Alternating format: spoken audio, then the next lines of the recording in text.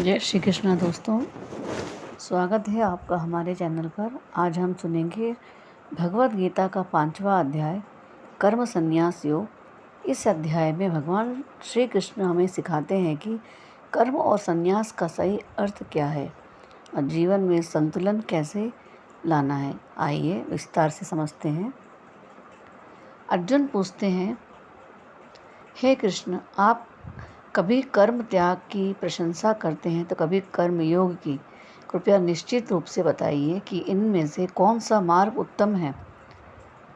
अर्जुन भ्रमित हैं कि क्या सब काम छोड़कर संन्यास बेहतर है या कर्म करते हुए योग में रहना। भगवान श्री कृष्ण कहते हैं, कर्म संन्यास और कर्म योग दोनों ही मोक्ष के मार्ग हैं, लेकिन कर्म योग निष्काम भाव से कर्म करना संन्यास से श्रेष्ठ है। घर परिवार छोड़कर जंगल चले जाना कठिन है, परंतु घर में रहकर निष्काम भाव से कर्म करना हर कोई कर सकता है। जो व्यक्ति राग द्वेष से रहित है, कर्म के फलों का त्याग करता है, वही सच्चा सन्यासी है और वही योगी है। मतलब सन्यास का अर्थ काम छोड़ना नहीं है, बल्कि काम के परिणाम की आसक्ति छोड़ना है।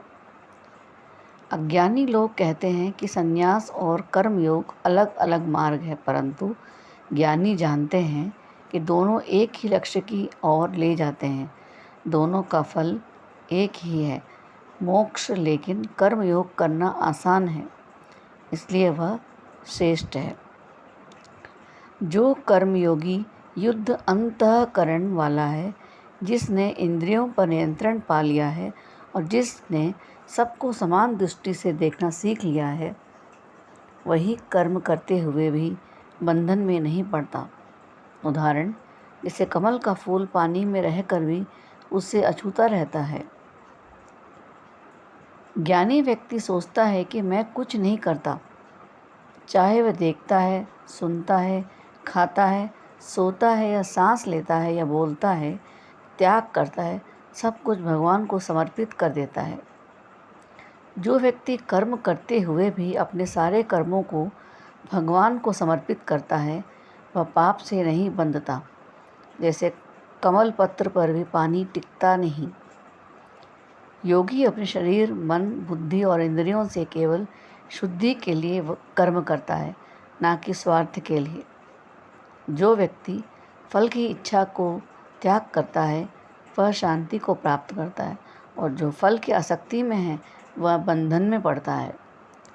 जो ज्ञानी और अपने मन और इंद्रियों को नियंत्रित कर लेता है और सब कुछ ईश्वर को अर्पित करता है, वह कर्म में लिप्त नहीं होता। वास्तव में आत्मा ना कुछ करती है और ना करवाती है, सब प्रकृति के गुण करते हैं। ईश्वर ने पाप का कारण है ना पुण्य का। अज्ञानवश लोग मोह में फंसते हैं, लेकिन ज्ञानी व्यक्ति सबको समान देखता है। ब्राह्मण, गधा, कुत्ता या चांडाल, सभी में एक ही आत्मा है। जैसे उदाहरण के लिए, जैसे एक ही आकाश हर पात्र में झलकता है, वैसे ही आत्मा सब में समान है।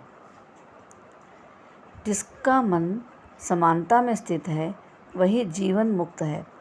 सुख दुख, मान अपमान में जो समान रहता है, वही आनंद का अनुभव करता है। भौतिक सुख दुख का कारण है क्योंकि वह क्षणिक है। जो व्यक्ति इंद्रियों को जीत लेता है, वही सच्चे सुख का अधिकारी है। जो व्यक्ति भीतर से आनंदित है, आत्मा में रमण करता है और भगवान से जुड़ा है, वही मुक्त होकर शांति को प्राप्त करता है। काम क्रोध से मुक्त होकर भगवान का आश्रय लेने वाला ही शांति पाता है। योगी जो ध्यान करता है, इंद्रियों को वश में रखता है, मन को स्थिर करता है और आत्मा में लीन रहता है, वही परम आनंद को प्राप्त करता है। जो मुझे भोग और यज्ञ का स्वामी, सभी लोगों का स्वामी और सब जीवों को हितैषी मानता है, वही सच्ची शांति को प्राप्त करता है। निष्कर्ष यह है, भगवान कहते हैं, कर्म करो पर फल की चिंता मत करो।